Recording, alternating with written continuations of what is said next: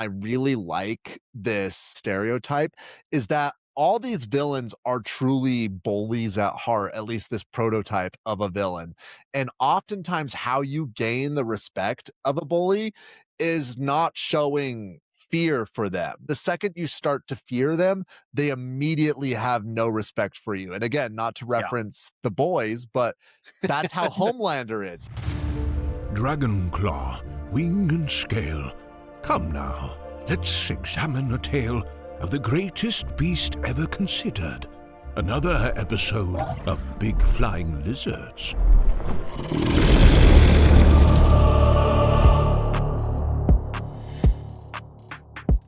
Welcome to Big Flying Lizards, a dragon movie and television podcast. I am your host, Bryce Wilson, and I am joined again by the host of Rock, Paper, Science, friend and DM extraordinaire, Colby Ford. Colby, happy Sunday. How we doing? Lazy Sunday full of video games. It's a good one.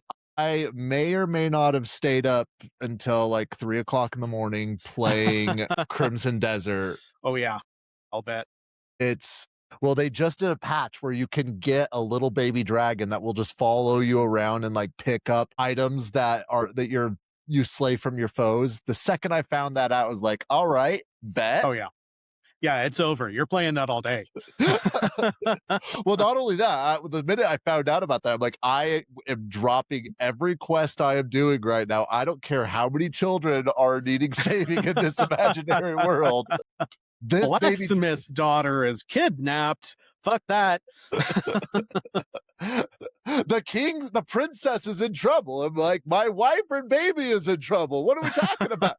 Priorities. What game are you playing right now, Colby? I'm playing some Borderlands 2, Blast from the Past. It is such a classic. I had to, I don't have it on my current PlayStation, but on my past gaming system. Okay, fine. Someone puppy time. Yep, puppy time. She knows the camera's running and then was like, pick me up, pick me up. The people know what they want. And it's me. You're talking to the camera. That means I get attention. You're not going to move for at least an hour. Well, ladies and gentlemen, we are back to discuss Legends of Vox Machina, Critical Role's acclaimed show on Amazon. We are going to be wrapping up season 2 today. And what a doozy of episodes we've got here. I've got, again, our recaps as well as some more fun facts of the episode. And if it's all right with you, Colby, I think I'm just going to go ahead and have us dive right on in. Yeah, let's break into this thing. All righty. Legend of Vox Machina, Season 2, Episode 10, The Kill Box. Keyleth, Vex, Bax, and Percy portal back to Tal'Dorei only to find out that 3 days in the Fey realm is equal to 3 weeks in the real world. They learn their friends are in Western and rush to the rescue. Grog challenges his uncle Kevdak to single combat. Grog is still severely weakened and gets absolutely demolished, ending up impaled on a spike while Pike and Scanlan are captured. Kevdak threatens to kill Pike, remembering his vision, asking where his strength comes from. Grog realizes the answer is his friends. His muscles surge back to full power and he roars the iconic battle cry, Vox Machina, fuck shit up. The rest of the squad emerges on the rooftop, diving into a massive bloody brawl against the entire Goliath herd. But Kevdak is a monster. He literally rips off his own half-severed arm and uses it as a weapon. Vex sucks Grog into her new magic pocket dimension locket, flies high into the clouds on her broom, then drops him like a meteor. Grog screams Strongjaw and cleaves Kevdak nearly in half. Grog claims the Titanstone knuckles, but instead of taking the throne, he breaks his cousin Zanror out of chains and names him the new Thunderlord, commanding the herd to help them kill the dragon. At the victory party, a distracted Vax turns down a dance from Keyleth due to his haunting death visions. Meanwhile, Percy and the Goliath start planning a trap for the dragon Umbrasil. Scanlan goes into the bedroom with a cute gnome refugee, Kaylee. He strips down and lets her tie him to the bedpost, only to find out that Kaylee is actually his daughter and is here to seek revenge. I first just want to acknowledge, I don't even want to say acknowledge, but last time we did the podcast, I made hints that I'm not particularly fond of something that came up in this, and that being I am a sucker. I mean, There's a little bit of Brandon Lee Mulligan in me where it's like the power of friendship is not the most powerful magic in the world. And I sort of It's hate that. chronomancy. Exactly. But I sort of hate that, like, when Grog realizes, like, oh, it's my friends that make me strong. And then all of a sudden his muscles inflate up. Like, I get it. They're trying to, like, tell a story of, like, and they are trying to make the story of Craven Edge more compelling. But to me, it's felt a little cheesy on that front, but it's almost like they needed a little cheese before it went into this brutally bloody bloodbath that was going on Yes. there. Yes. Which Scanlan's song was amazing during that as well. Yep. Scanlan's metal backing music is, again, like, perfect. Chef's kiss. And what a fight. I think this is my favorite action scene in this season. Yeah. And it genuinely felt like a D&D battle too, where It really did. It didn't feel like a Game of Thrones fight. It didn't even feel like a Avatar Last Airbender fight. However, I will say that these 3 episodes probably felt the most Avatar Last Airbender-y out of all of the episodes that I've seen so far. But we'll get into that more as we get going through it. But I really like the sequence. I love just the level of chaos that it was going on, and it just gave everybody a chance to be in the spotlight. It wasn't strictly just a Grog situation. Like, everybody was getting a chance to just fuck shit up, as they were saying. Yep, exactly. And you know, I don't know. This is one of those that compares really well in my mind with the live play. I don't know what details they changed, but I remember, the fuck shit up line, and it coming in about the same point in the fight when Grog had done what he could against Kevdak. Yeah, I will say there's 2 big differences, one of which I hate that they didn't include this other part, and the other I think actually works so much better that they included it this way. I think having Percy, Keyleth, Vex, and Vax show up is awesome. I think that makes total sense, and I love, like, when Grog is just there impaled and he's just seeing them crawling on the rooftops. I think that is actually perfect, because even though he is the tank, he's on the front line, they're the damage dealers and, like, the real just killers of the group. So I love that it was only Pike and Scanlan that were there to begin with, and then everybody else rolled in. The difference that I don't like, and it's all about timing, it's all about everything along those lines. Greenbeard was the, like, Kevdak's worm tongue in the playthrough. He was a druid, and he was, like, considered the sage of the herd. And they didn't go into too much details, but they were heavily inferring that it was his idea to partner up with Umbrasil, and was really the one, like, trying to lead that, and was a big part of who was, like, trying to buff up Kevdak and making him so much stronger than he actually was. Again, it's not the end of the world that he's not in it, and it would have added some time, but I think that just seeing a spellcaster Goliath would have been so much fun. Specifically, that the only other Goliath with facial hair out there, but it's really just because he has moss growing underneath his chin. Yeah, I had honestly forgotten about Greenbeard, but I remember now that's Kevdak comes off a little bit less innately evil in the live play. Yeah. But I think for condensing things, it does make sense. It definitely does. I can't be too mad about it. It just makes it that much more fun when you're listening to the playthrough and there's literally just, like, this, yes, good sir, do what the dragon says, yes. And then he, like, tries, like, immediately switching and becoming Grog's worm tongue as soon as Grog becomes the Thunder Lord. And but you're right. I do think that this is one of the best instances of just combat in general in D&D, because in the playthrough, this, I think, was a fight that lasted 3 hours. They did not have a break, and I think it's the first. Huge. Yeah, it was huge. Everybody was, like, freaking out. Everyone was on the cusp of going down. And Grog actually went under when he did deliver his final blow on Kevdak, because he just had taken so much damage. Yeah. up to that point. Like what a perfect barbarian moment, delivering one last hit that kills you. It is the most barbarian thing you can do on screen. If not ripping off what's left of your own arm to beat someone with it. Oh yeah. I mean, Kevdak gets his own badass moment. I fucking love that. Yeah, Kevdak gets shellacked in the playthrough because Scanlan cast a held person on him, and that was on him almost the entire time. And so he was just getting critical hit after critical hit after critical hit on him. So I love that they actually made him do something in this episode when we're watching him. Yes. I did just want to quickly discuss the ending with Kaylee and Scanlan. Mm-hmm.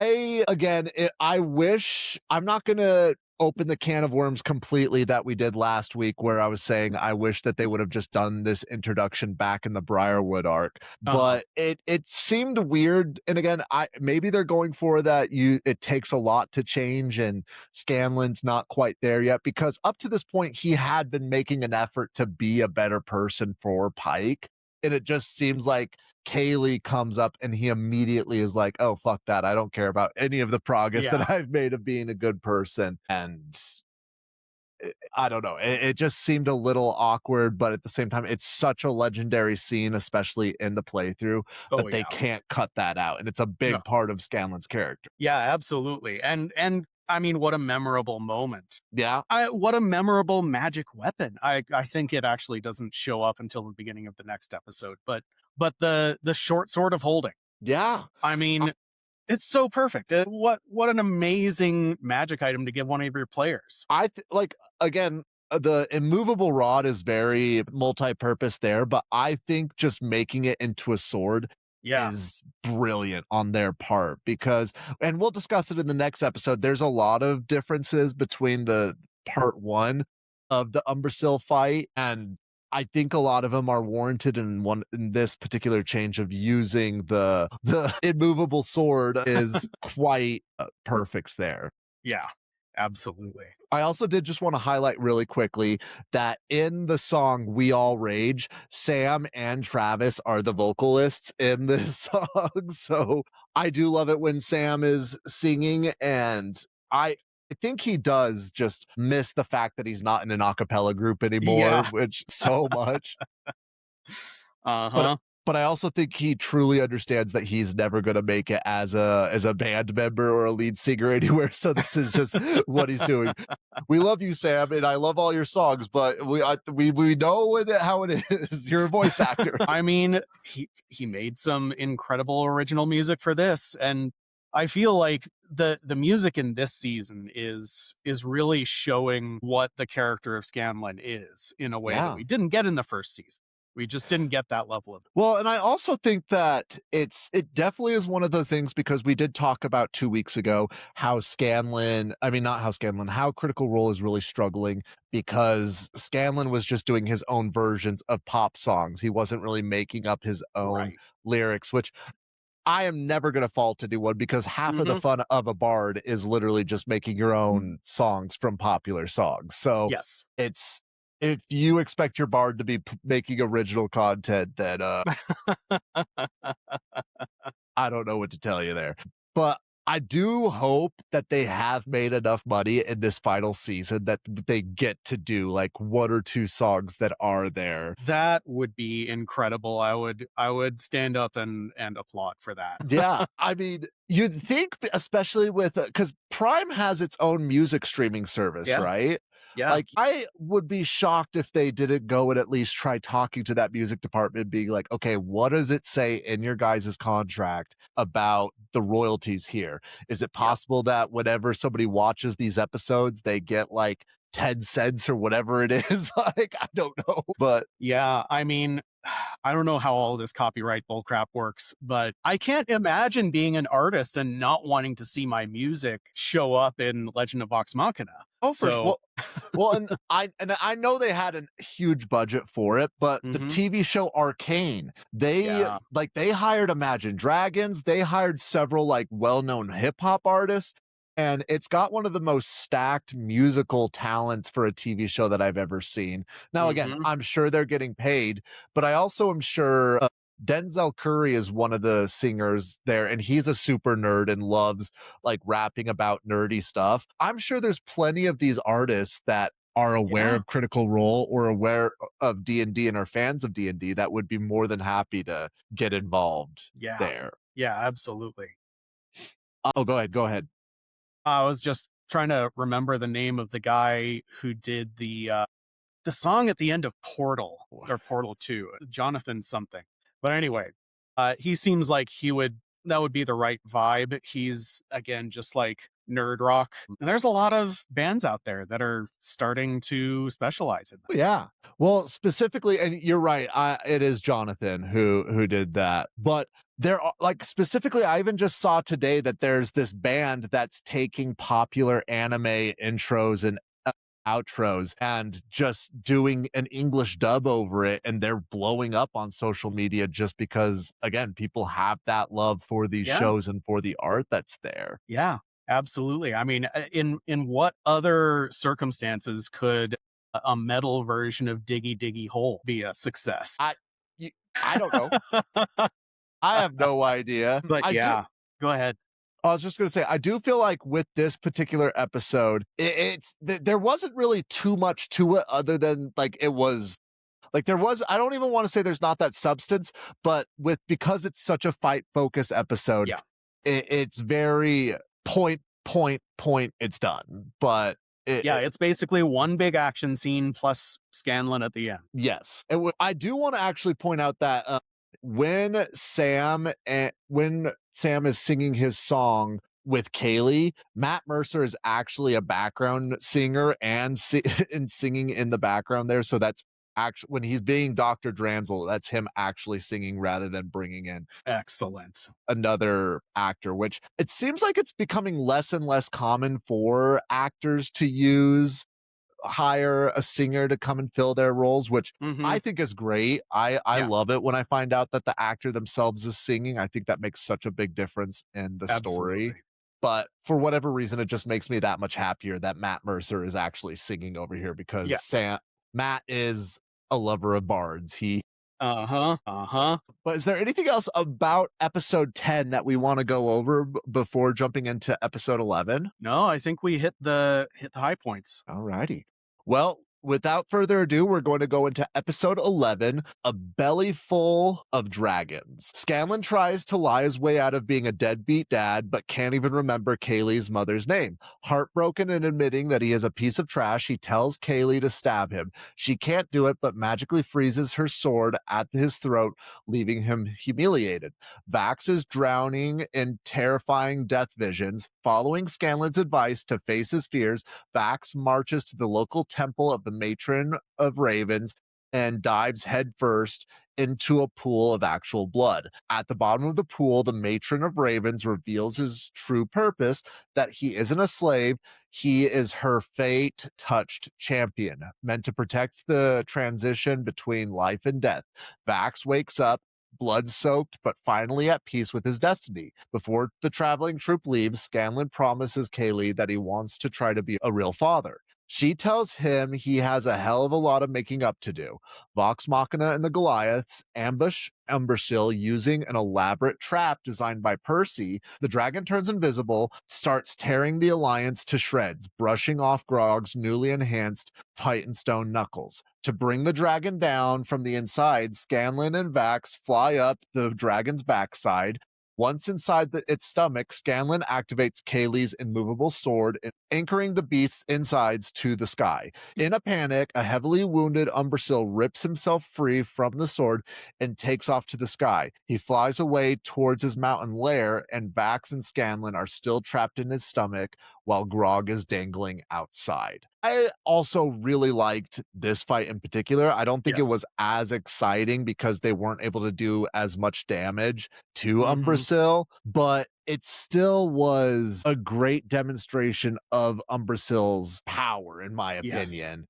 Yeah, even a fully rested and prepared party a fully rested and prepared herd of storms, Percy's ingenious trap all put together, and Umbrasil still can't be taken down. That really does sell Umbrasil as a threat here in a way that the previous dragons in the series haven't gotten to the same extent. Yeah. I have to say, like, and maybe I'm diving a little bit too much into the dragon grade, but I won't try to go too deep into it. I appreciate that there's a level of sinister intelligence that Umbrasil Yes. has. He's very conniving. He's very, I wouldn't say he's like, obviously Raishan's the intelligent one, but he does have his own level of intelligence that he's showing off here. And I think it's a really great demonstration that he is worth being an end of the season villain rather than Yes. somebody that's taken out early. And I also do think that black dragons aesthetically, I mean, black dragons historically in D&D are just as villainous as red dragons, in my opinion. So I think that really leaning into that makes a difference and gave Umbrasil sort of just final boss vibes that he deserved. Absolutely. And just all of the times that he gets so horribly injured, ripping the immovable sword out of his own guts, and then he just keeps going, turning invisible out of nowhere and just murdering the herd of storms. That really, really sells it. I do have to say, and I don't know why I felt so, and maybe it was because the cast was reacting to it. I didn't feel as bad watching the herd of storms get incinerated when we're watching the episode, but in the live playthrough, I remember feeling bad, and I think it's just because all of the people at the table were freaking out, like, oh shit, we just lost half the Goliaths. Okay, there goes a third of that. Okay, we're about to lose all of our tools over here. But I think in this version, we just get reminded that these Goliaths are a piece of shit. And like, as Grog says in the playthrough, they're rapists, they're murderers, they're liars, they're thieves. So you sort of don't really feel bad that they're getting just torched over here. Yeah, torched, melted for a good cause. Exactly. Really quick before we go any further, I just want to highlight we got Nana in the chat. Eep, a surprise stream. Yes, it is a surprise stream. Colby and I are doing our best to get all of these episodes in before the new season drops. It's going to be close, but I think we can do it. We'll see how that goes, but fingers crossed. Fingers crossed indeed. Calendar gods willing. Somehow, some way. There's one instance, and again, I really, really wish that they would have found a way to include this scene in the show. And when Vax goes to the Temple of the Raven Queen in the playthrough, Percy goes to the Raven Queen Vax, and pretty much the Raven Queen tells him that he's broken. And because he goes over, and if I remember correctly, he's like, why did you choose him? Why have you not chosen me? Like, I am clearly champion material or something along those lines. And the Raven Queen essentially told him, like, you are too touched by darkness. And like, even though your demon is gone, it's never going to truly be gone because of how your heart is. And again, going back to what we talked about last week, that Percy is just such I don't want to even say morally gray, but like, he's a villain at heart. And I think that not having that sort of doesn't, there's a lot of whitewashing of Percy in the TV show. Yeah, he gets his anime protagonist moments, and he gets to be the elder statesman that he always tries to be in a lot of scenes. But yeah, you don't see that sort of conflict in his character after the Briarwood arc. Yeah. I hope we see some more of that in the new season. I hope so too, especially, before we get too far ahead, and spoiler alert for those of you that may not know, do you think they are going to bring back Delilah and Lady Briarwood, or is it strictly going to be just like Vecna's returning? Because as much as I love that Lady Briarwood and Lord Briarwood were brought back in the playthrough, there's a little bit of like, it feels like you're just pulling from the well that worked so well. But at the same time, like, I don't know if there's anybody else that is really noticeable enough that could be enacting the return of Vecna for this season. Well, and also near the end of the first season, they did set up that she was praying to Vecna and wanted to usher his return and was sort of betrayed by Vecna. Yeah. Or maybe abandoned in her moment of weakness. But yeah, I think that they have sown enough seeds that they could bring her back, and they could probably make that a little bit more satisfying.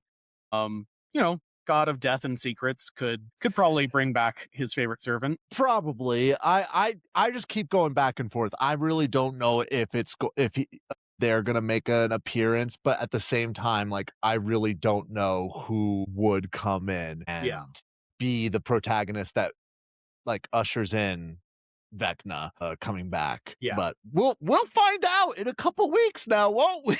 Yep. There's one, like, oddly, I don't know. Well, how do I say this? It's a big difference, but it's really not that big of a difference. And in the playthrough, they, instead of going up the back door, they dimension door into Umbrasil. Yeah. And Vax is able to do that because he drinks a potion that shrinks him down to be Scanlan's size. I get it. I understand why they didn't include it, but it would have been fun to see just mini Vax at that point.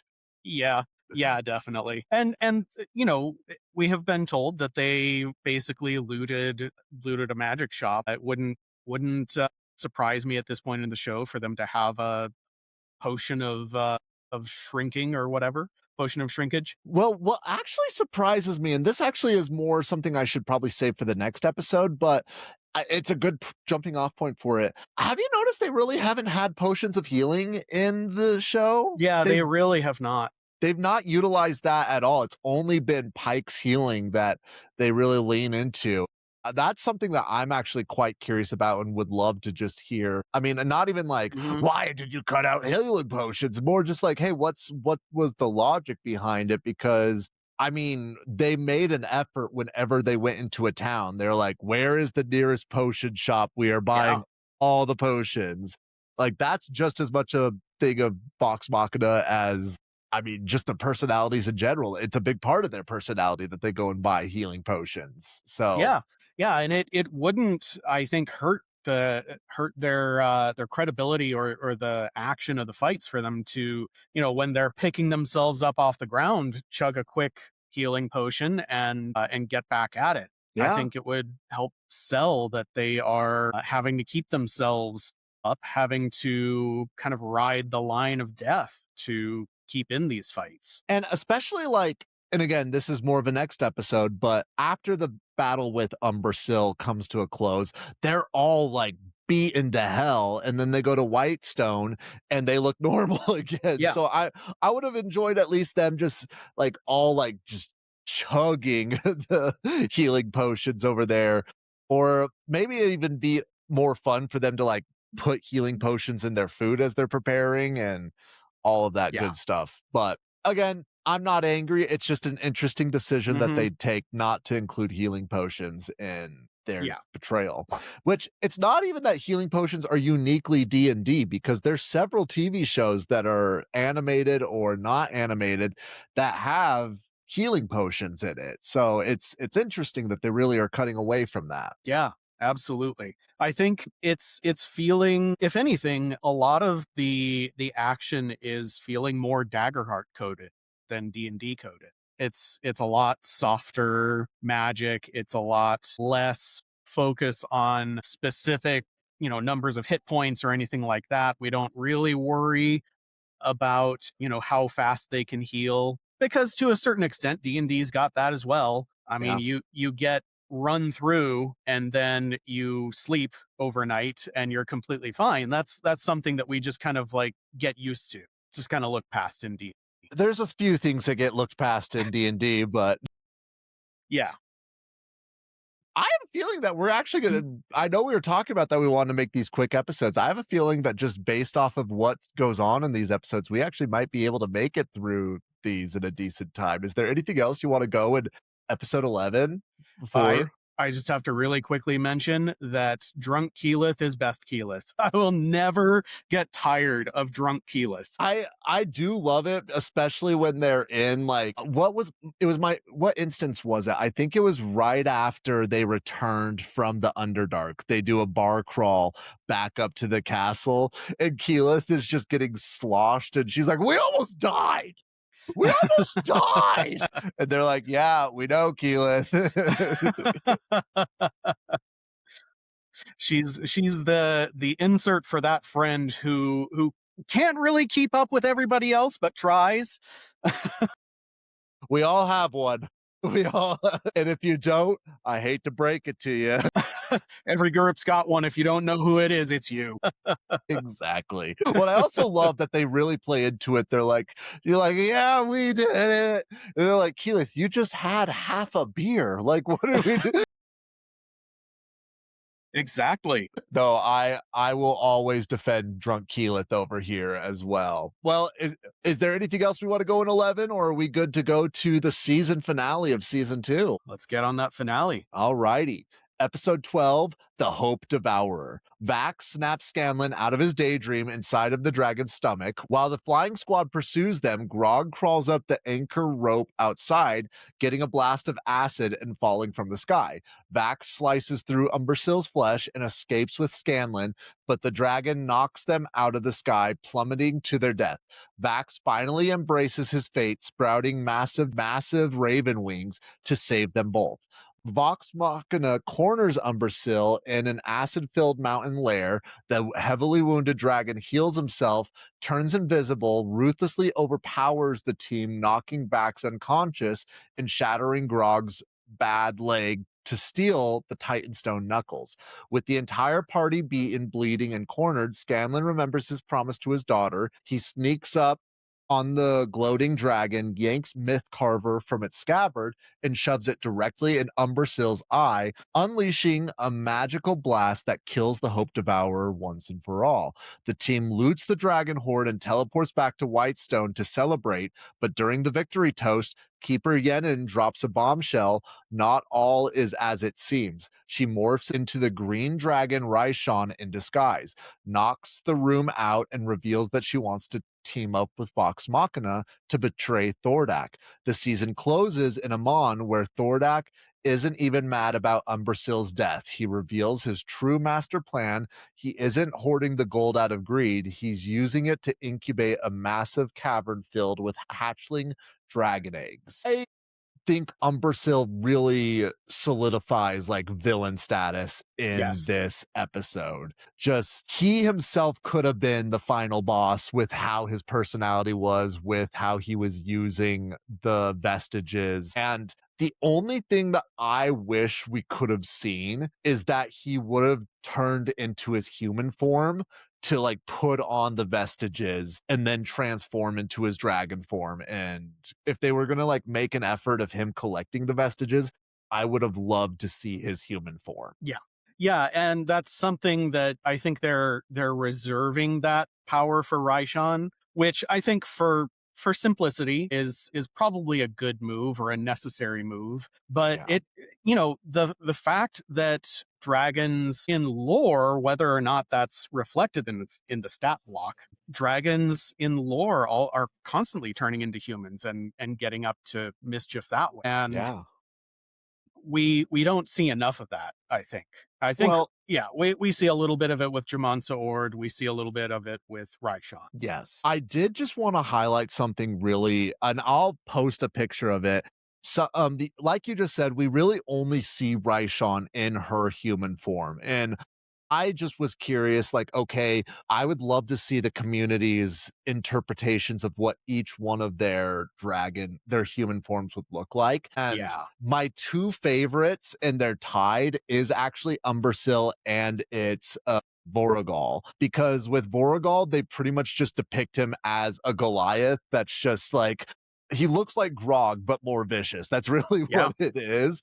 But with Umbrasil, it's so fascinating because I would have never imagined him this way, but I think it's so perfect. He looks like a book accurate version of Ramsay Bolton in a Game of Thrones. And I think that that's actually really Nice. perfect for him because you look at him and he's like, oh, he's sort of like got almost a boyish look to him, like a Mhm. childish look, but you can just see in his eyes that he's just relishes giving pain and torture, and it's a very interesting depiction, but I think it's the most perfect Yeah. there. Yeah, absolutely. I just looked it up myself, and I agree with you. He looks like a clever, vindictive, greedy little shit, Yeah, which yeah, which I mean, Umbrasil is.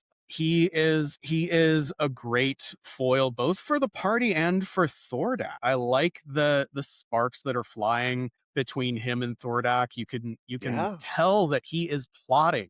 He's hoping that these vestiges are going to raise his power so that he can challenge Thordak. Yes. And it's just perfect. It's exactly what you would expect from dragons if they tried to gang up together. Yeah. I just finished the TV show The Boys. I don't know if you watched the TV show or not, Colby, but I loved the first 2 seasons, the rest of it was okay to me, but I almost see, like, the Chroma Conclave as the 7 in a lot of Yeah. ways. I feel like Voragal is the Deep. I feel like Raishan is Maeve in it. Hmm. I mean, maybe not Maeve, but and then I also feel like Umbrasil is a little bit of A-Train there, and, like, Yeah. obviously not one-to-one comparisons, but there's a lot of similarities where I'm seeing, and obviously Thordak is Homelander over here, Oh yeah. so which a lot of parallels there. Yep.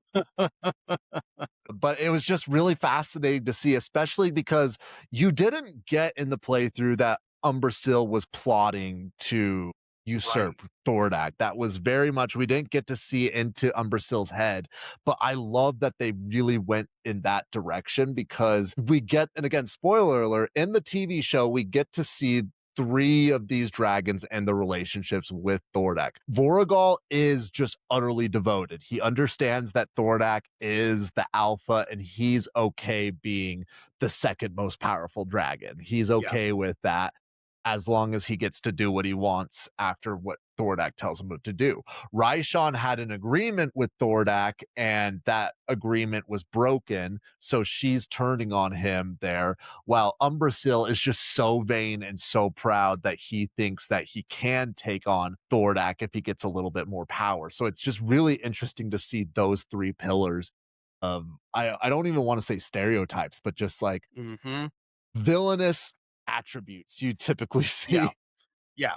Yeah. I think the one thing that disappointed me, and this is something that was the same in the live play as well. So if I'm faulting anyone, it's Matt Mercer. But I think lore wise, black dragons are thought of as living in swamps, in wetlands. Mhm. And when we see his lair, whether it's his permanent lair or just some whatever he could find near Westrun, it would be cool to see some of those regional effects. Because again, like dragons are magical. They're so magical they can't help but spread that. And it would Yeah. be cool to see, sucking stinking mud and swamp creatures and kind of environmental difficulty getting to him. I agree, and I think, again, just putting myself in Matt Mercer's shoes, I think that the party was already established that Gath Shadow had already had some significance in the story to begin with.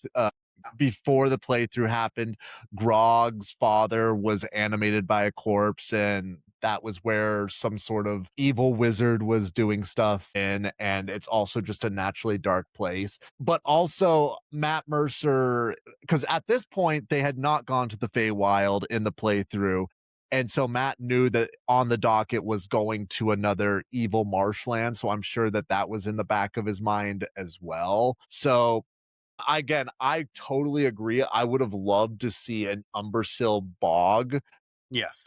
something just set up there to be like a true lair where he almost has it's almost like an evil Dagobah. I would have Yeah, loved to see something like that. exactly.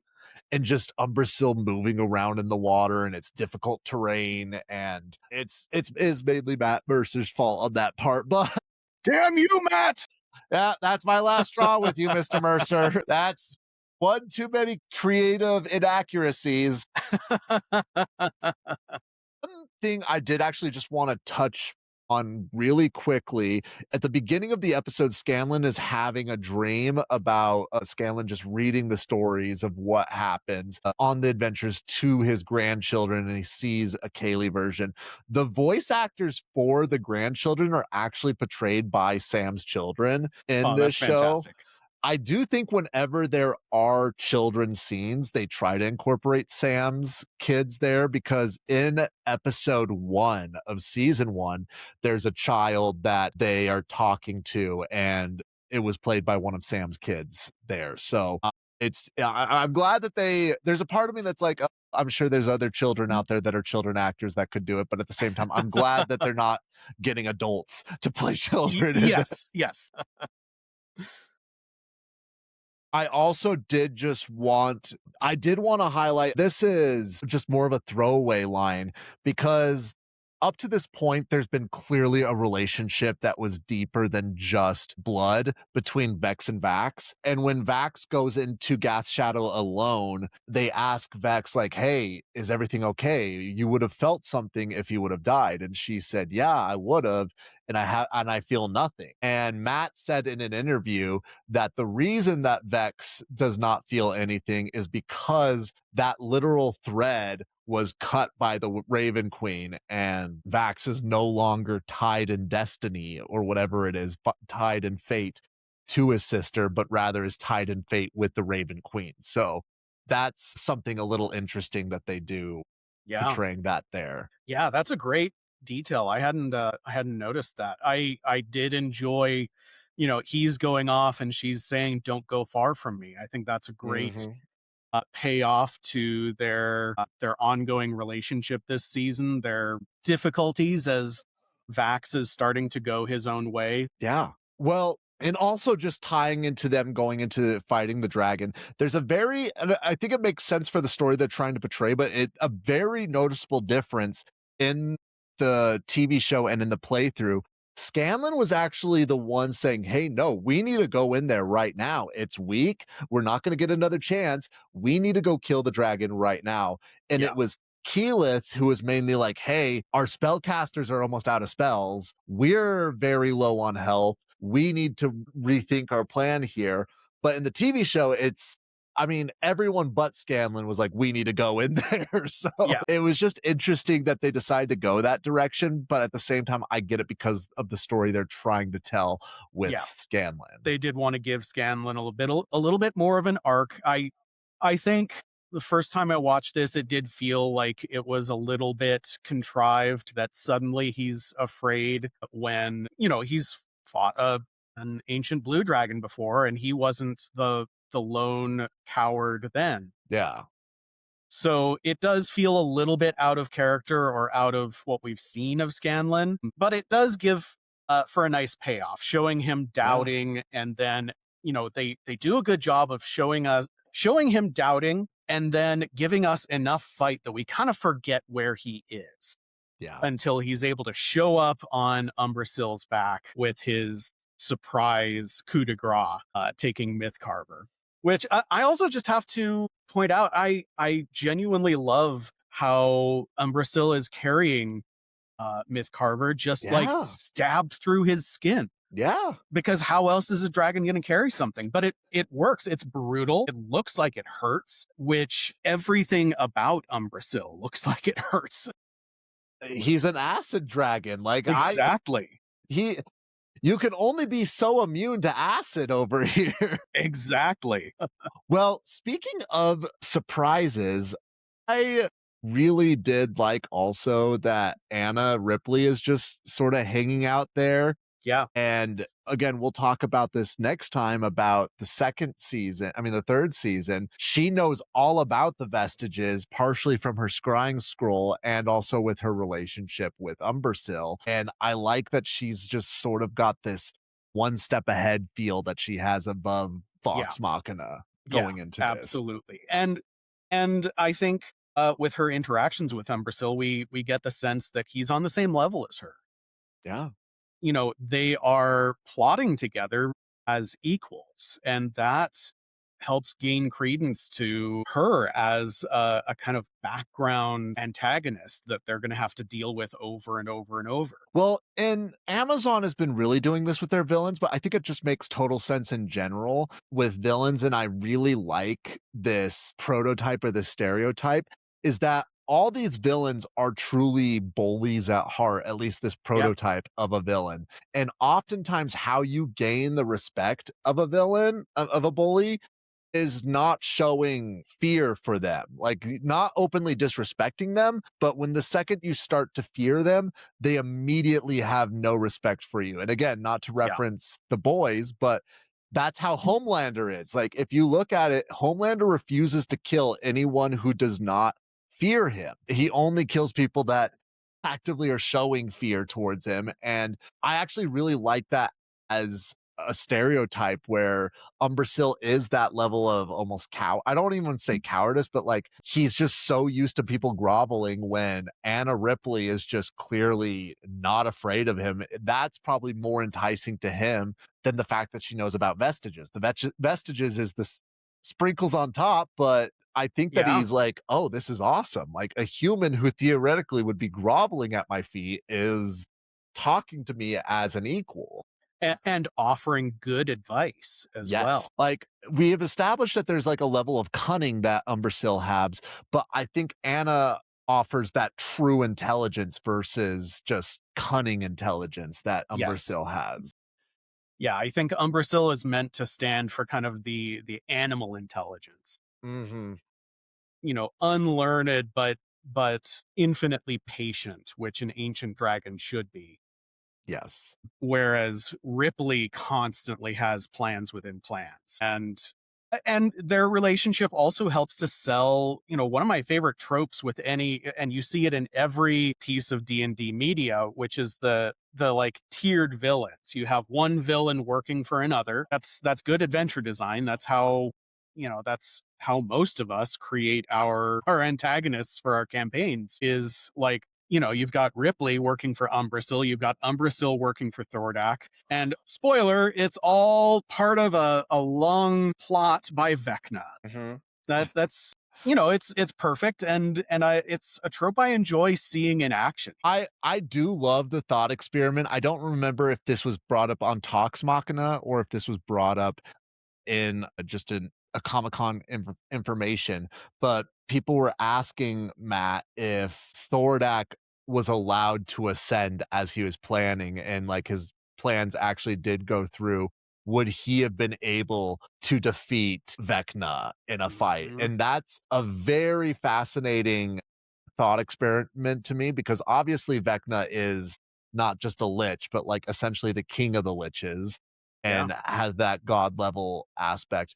But there is just something like there's a reason that Tiamat is considered one of the most terrifying of the yeah, gods. And it's because she is actually a five-headed chromatic ancient dragon that did ascend to godhood over there. So I mean I don't remember what Matt said. I don't think even Matt gave an answer, but I think that that is a fascinating just what if yeah. situation there. Yeah, absolutely. Would Thordak have been capable? I think that dragons kind of stand for the ancient ways in culture. They kind of stand for primeval magic and the elements in a way. Just that which humans, hope to escape and overcome as we go on. And it sort of does become this like past versus future rivalry.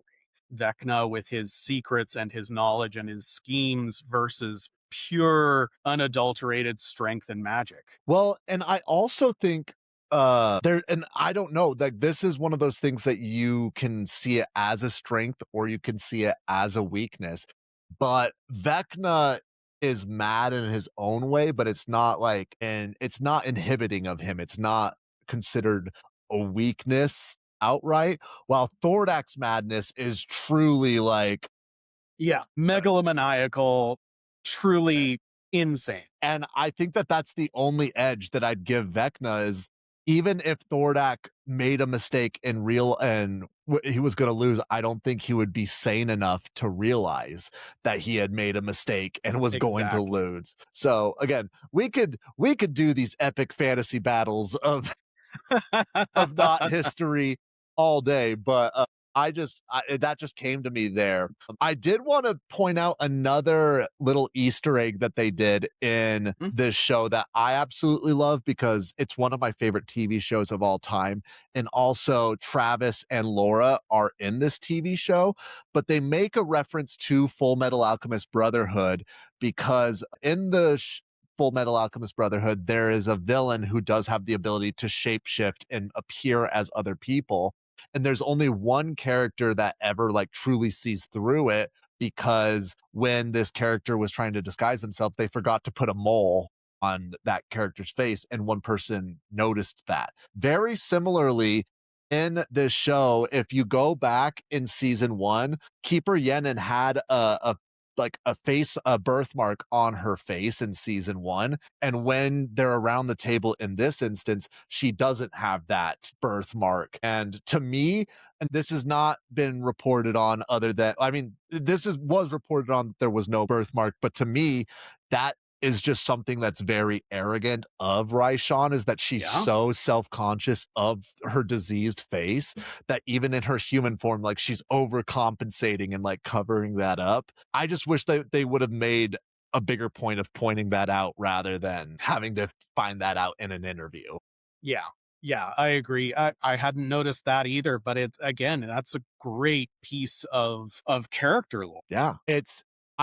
Because Raishan is definitely vain in and of it herself. Like she is vain as well as just, she is the most intelligent one in the Chroma Conclave. And as we'll find out in season 3, arguably the real villain of the Chroma Mhm. Conclave. Mhm. And I mean, she is one of my favorite characters in Legend of Vox Machina. I mean, in the Critical Role universe. I think there's several really great villains in campaign 2. I don't really know the villains in campaign 3 or 4, but Mhm. based off what I've seen, Raishan hands down is my favorite villain out of those ones. And I think it's just a combination that she is a classic monster in the D&D manual, but also Matt plays her in a way that's just so fascinating and interesting and just truly like this sorcerer dragon more so than any of the other dragons. Because if I understand it correctly, ancient dragons don't typically have spell casting abilities in the No, monster not rules manual. as written, even though fiction and lore are full of dragons taking on human forms and being spellcasters. Yeah.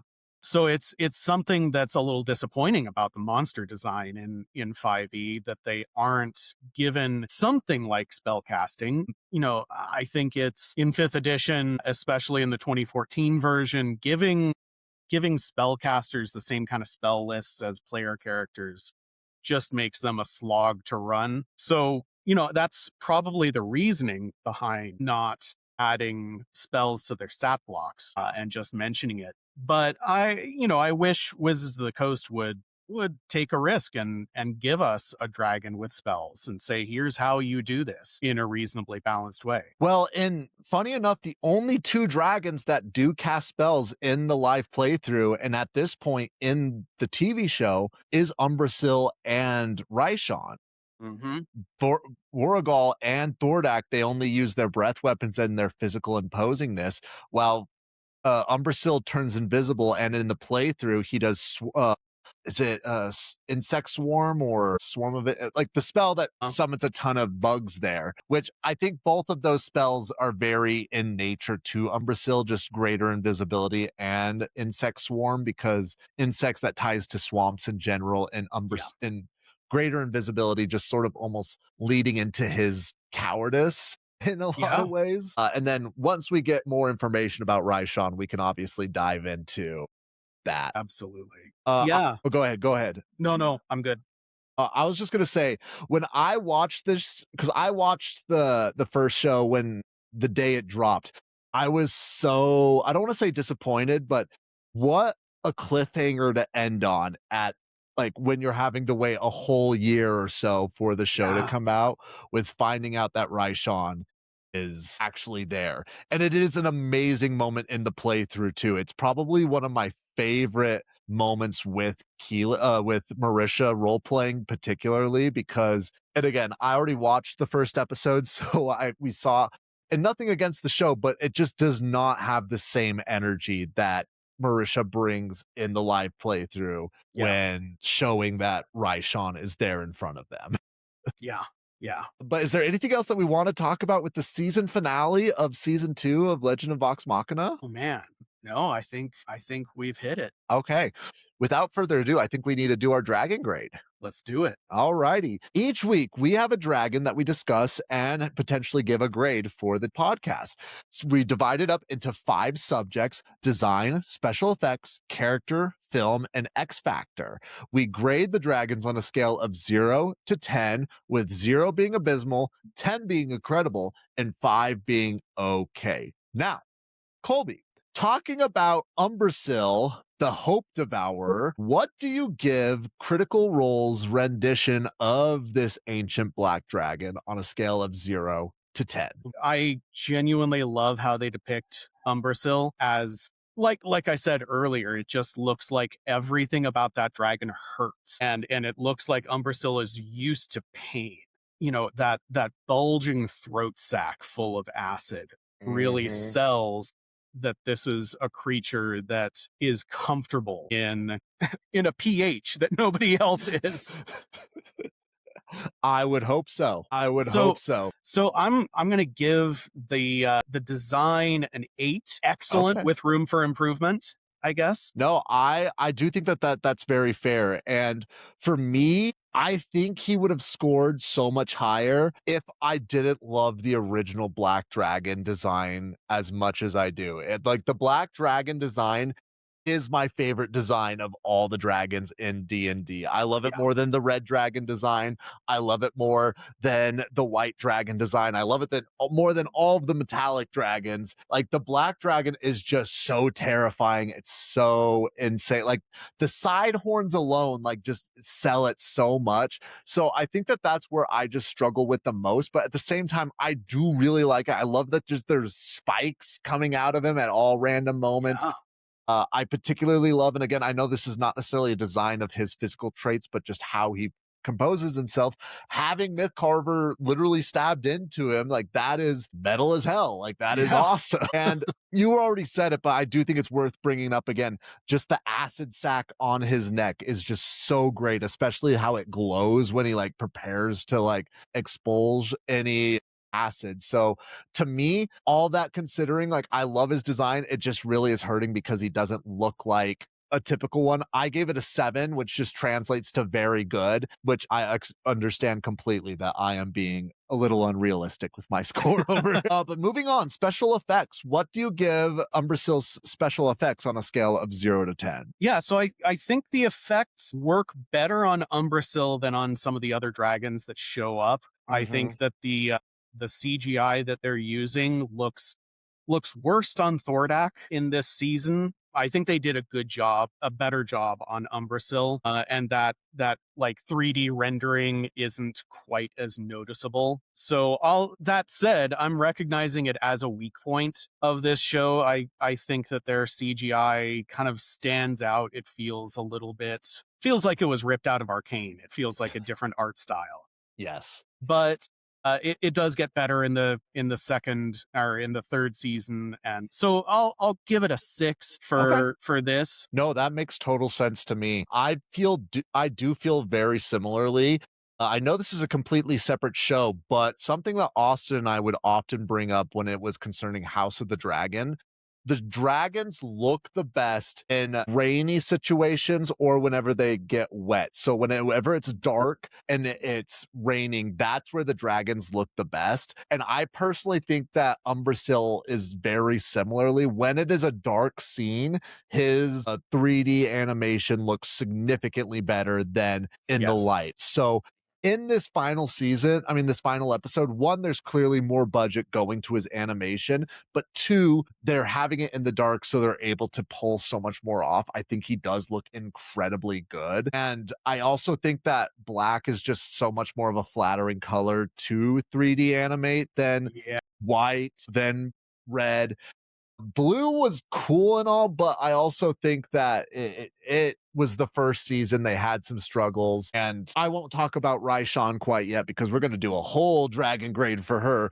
But I'm giving it an 8. I think that it's great for him, particularly just in episode 12. I completely agree. If we're going off of just episode 11, absolutely, it's rougher. It doesn't look as good. It doesn't look as clean. And I do wish that they would have just kept all the animation styles one animation style, because I would have loved to seen just a hand-drawn version of this dragon. But I can't complain too much, I guess. But I'm really curious about this one for you, Colby. What do you give the character of Umbrasil on a scale of 0 to 10? I'd give him a 7 because he's pretty well integrated into the overall quest that they're taking. He is essentially racing Vox Machina to the vestiges of divergence, and I think that's really effective, especially as we get to episode 12 and he's just saying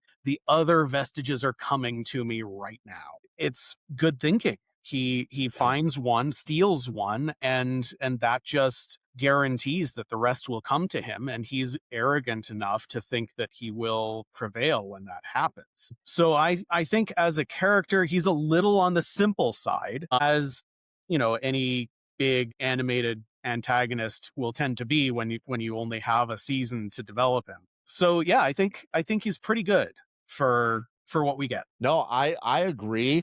I think I'm going to go just a step further. I personally love that he is almost a coward. Like he's not an outright coward, but they do huddle subtle hints and subtle nods that he is actually a coward when it comes to being a dragon. Like he doesn't want to take on Thordak unless he has all these, and that's what he's openly talking about with Anna, is that he's working towards usurping Thordak while also just reveling and causing pain and suffering to the people that serve underneath him. He's arrogant where he loves that he causes so much fear in the people of Westruun. I also really like that he's clearly an intelligent character, but he's also not as intelligent as he thinks he is. And I think that that's really portrayed well up until Anna comes into the picture. And I think this is just very obvious, with the exception of Toothless from How to Train Your Dragon. Dragons that can speak just clearly, I think, are just better than dragons that can't speak. If you're really wanting to get like what a dragon is like, you should have them speak, especially because in almost every single story, dragons have either human intelligence or superhuman intelligence. And I think it's really hard to portray that without having them speak. I think that's actually something that really hurts House of the Dragon in Game of Thrones, because as readers of A Song of Ice and Fire, we both know that dragons are very intelligent creatures, and the relationship between a rider and a dragon is more similarly to like knights in arms than like a knight riding his horse, because they do have this level of just this interpersonal connection and a level of intelligence. But in House of the Dragon, it's very portrayed that they're just dumb beasts, essentially. They're glorified horses in a lot of ways. Big, extra dangerous horses. Exactly. But that all being said, circling back, I love that they make these dragons be able to speak, and I think it just is so important for their characters for them to be it. I think that he's a nearly perfect character for a dragon, especially since he is having this level of sabotage that he's trying to bring to Thordak. I'm giving him a 9. I think he's just Nice. almost a 10 right there, but not quite over there. But there could have been a couple things that would have made it a 10 for me, but he's a 9 in my book.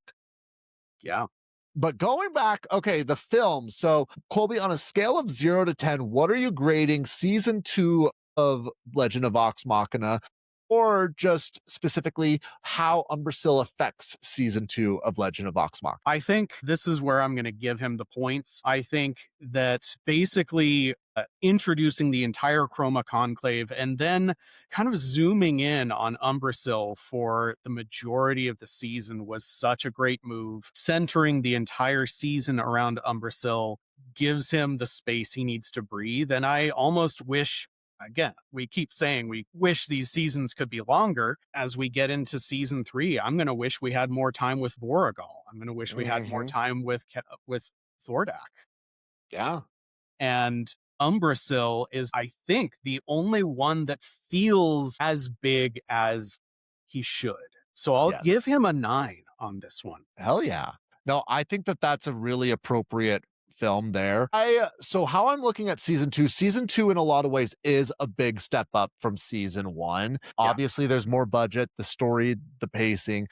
I do have to say though that there's a few episodes that just feel a little lackluster compared to season 1. While, like, yes, I know we complained about particularly Pike's storyline, and that was just making up for the blind side issue. But I think in season 2 in particular, there was just, I don't want to say filler episodes, but there was a lot of filler episode energy in some of these episodes that they were trying to extend it. But again, like, I'm not going to complain, especially because all of the episodes where Umbrasil was like a big part were some of my favorite episodes. In particular, the season opener was great.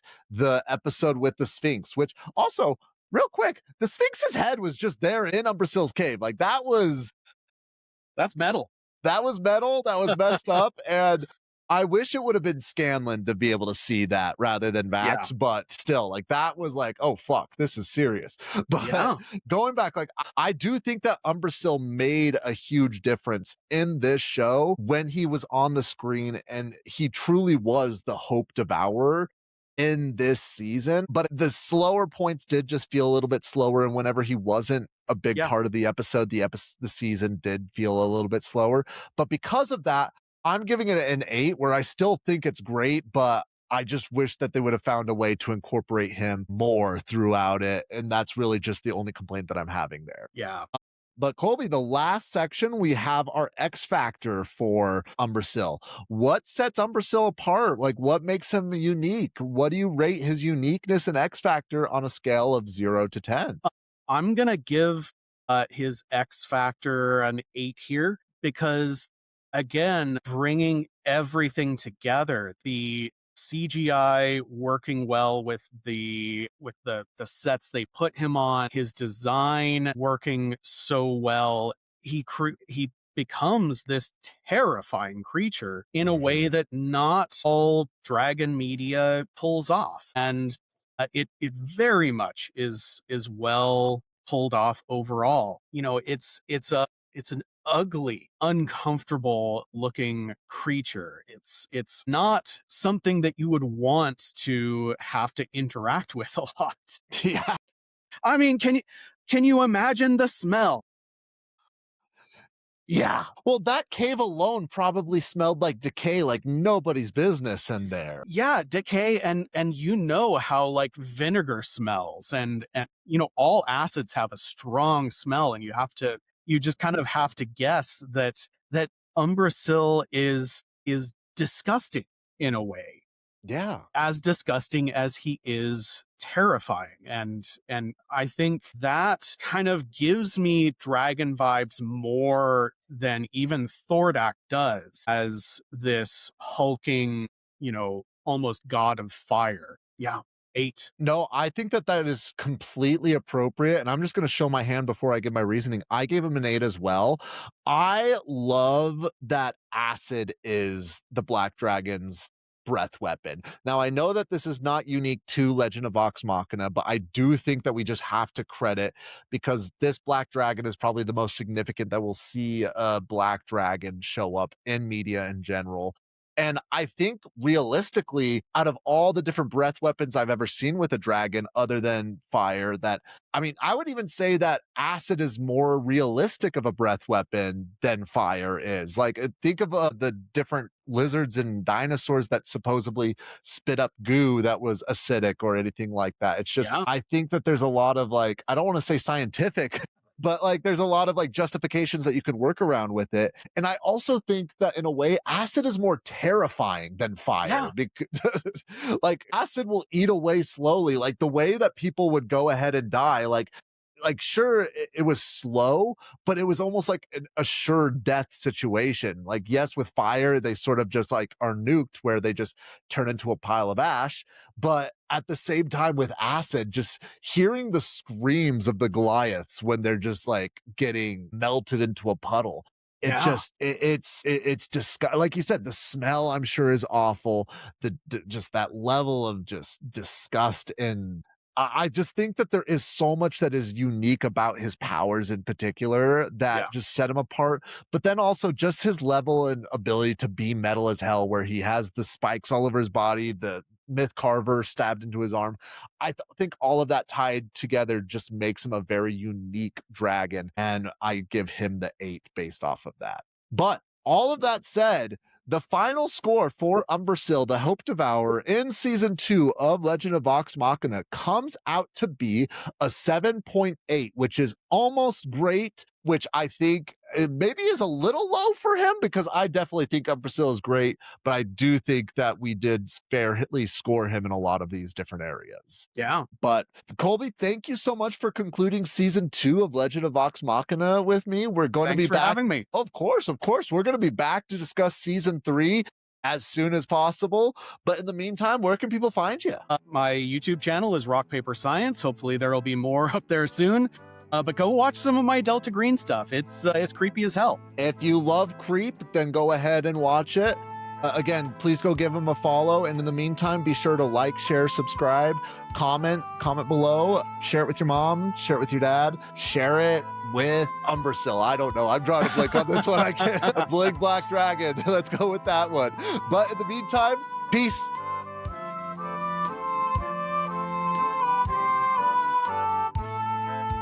That's all for this week's Dragon Lore. Takes cold and hot, spread shore to shore. Enjoyed yourself? Please join the squad. Follow on social media at BigLizPod. And one quick reminder before you go, to rate, review, and share the show. Thank you for listening. It means a lot. See you next week, same time, same spot.